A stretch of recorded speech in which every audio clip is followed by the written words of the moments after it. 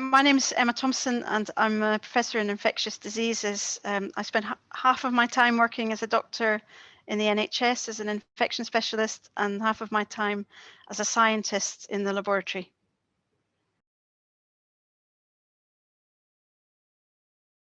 The MRC Centre for Virus Research works on lots of viruses, a very diverse repertoire of viruses, from viruses like HIV or hepatitis C to SARS-CoV-2, which causes COVID-19.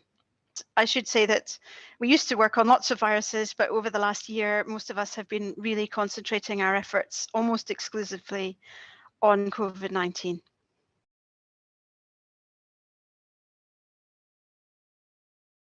COVID-19 is a coronavirus, so it's related to viruses that can cause the common cold and be fairly harmless. It's also a cousin of SARS-1, which caused a nasty outbreak in 2003 with very severe respiratory illness, and people died of that illness. And it's also related to another virus called MERS, which occurs in countries like Saudi Arabia as a result of contact with camels. So it's quite different. Viruses actually vary quite a bit between each other, a lot more than we vary from other species of mammals, for example. They're very different in their genetic makeup.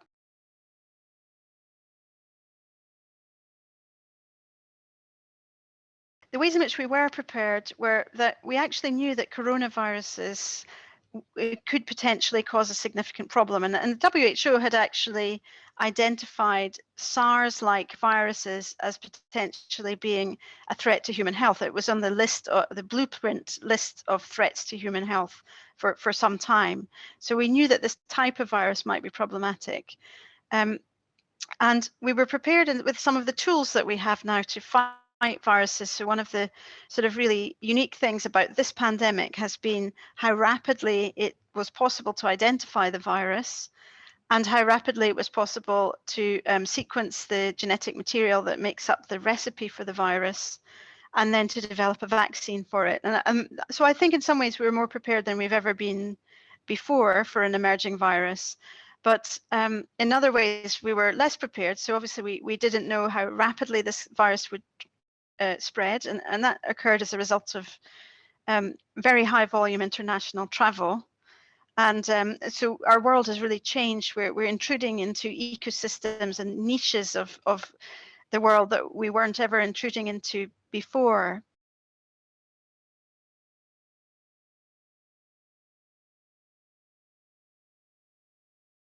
CVR specializes in genetic sequencing of the virus. And so we were involved right from the outset with other colleagues across the UK in sequencing the virus as it emerged. And in fact, we've sequenced nearly 500,000 of the cases of virus that have occurred in people in the UK. And we're now looking at assisting other countries to sequence what they have in their country.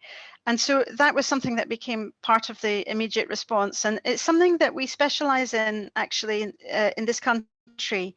So several of us have worked in, for example, worked during the Ebola outbreak in West Africa or in the Democratic Republic of Congo, and also in the Zika outbreak in South and Central America. And so we used the same technology at home with our own pandemic that we'd used in other countries in the past. I have a team that work in Uganda on which is a hotspot for emerging viruses, and so we were sort of ready with the technology, and with the lockdown, unable to travel, and so we just turned everything really to sequencing the virus close to home.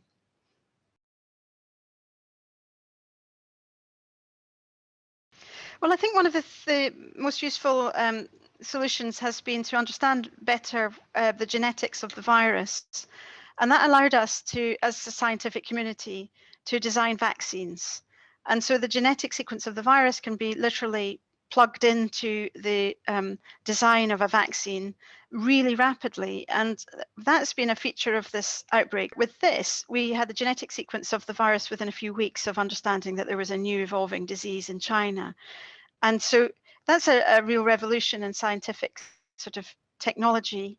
And the really sort of, I think the really exciting thing is that when you have the sequence, you can literally plug that in to a printer, which will print out a vaccine recipe. Very exciting new technologies is the mRNA technology, where you can make an mRNA vaccine very rapidly, and rather than having to use a factory to make, manufacture, and purify protein, you can inject the recipe for the vaccine into your arm, and within the cells of your arm become factory workers, if you like, and they manufacture the protein, which your body then recognizes and produces antibodies. The speed at which a vaccine was developed was just extraordinary. Not the technology, because the technology has been being developed for many years, but the use of that technology for the first time has been quite exciting, actually.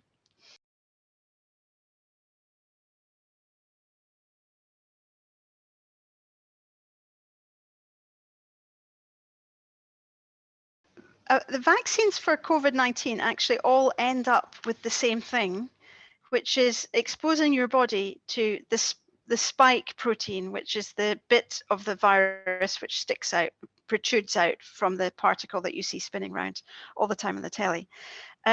So all of the vaccines actually result in a kind of final common pathway of exposing your body to that protein.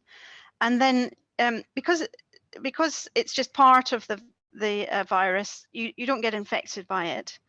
And so you then produce antibodies to that, and you become immune. You're basically tricking your body into thinking that it's had COVID-19. But the ways in which the spike protein are produced are quite different. And so there are different methods. So one that I've mentioned previously is the mRNA technology, which is to actually put the genetic sequence of the virus into your arm and ask your body to manufacture the protein that you then raise an immune response to. And then there's another type of vaccine. So that's Pfizer and Moderna. They work in that way. And then there are other vaccines. So for example, Novavax, the Novavax vaccine actually is made by producing the protein of the virus in a factory, in moth cells, in fact, and it's grown in those cells and then purified and injected as a protein into your arm, spike protein itself.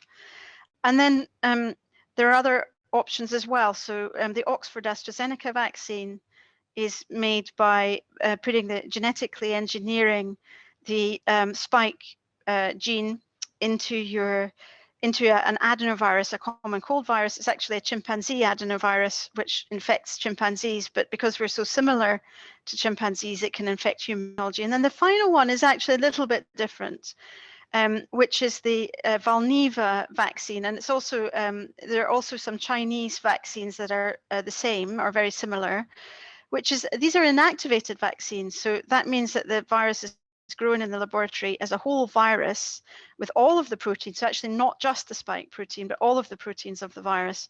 The virus is then inactivated with a chemical which inactivates the virus, so it's not infectious. And then that is injected into your arm. So these are the different types of vaccine.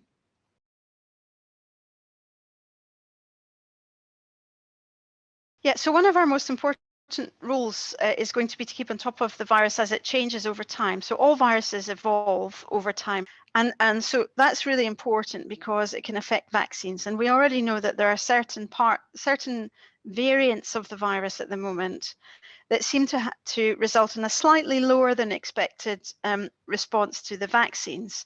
Luckily, those are not common in the UK at the moment, but it may be that over time, the virus, because it has to escape from the immune response if it's going to survive, it will select out changes in its shape, which might make it more likely to transmit from one person to another. So we know that there are variants that we call new variants that you might have heard about. And those new variants have a lot of changes in them, particularly in the spike protein that I mentioned that sits on the surface of the virus. And that also means that maybe the antibodies that you produce might, as a result of a vaccine, might not recognize the spike quite as well as they should. So we know that this happens with viruses. We know this happens particularly with influenza virus. And that's why those of us who are healthcare workers or people at risk of severe influenza illness have a booster every year to keep up with the changes in the virus. And that seems to be quite likely to happen. We think that's probably going to happen with the coronavirus that causes COVID-19.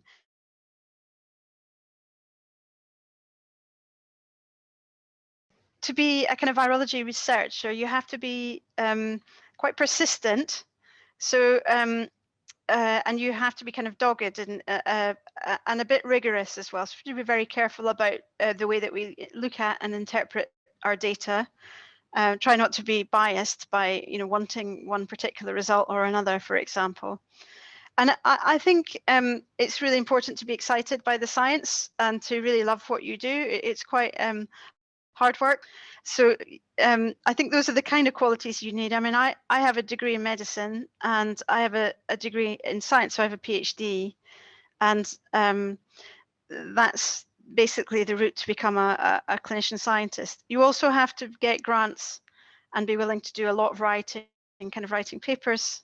And there are a lot of politics. So one of the things that I've kind of become very involved in is interacting with the government, for example, both the UK government and the Scottish government, and members of people who are thinking about policy and so on. And I think that as you get more senior, you end up doing that kind of work more as well. So a lot of kind of communication and interpretation of scientific knowledge, and sometimes the messages that we give as scientists are quite complex, and so being able to distill them into something that's clear for people who are not scientists is a bit of a trick and a technique, and it's something that I think that we all try to work at getting better at.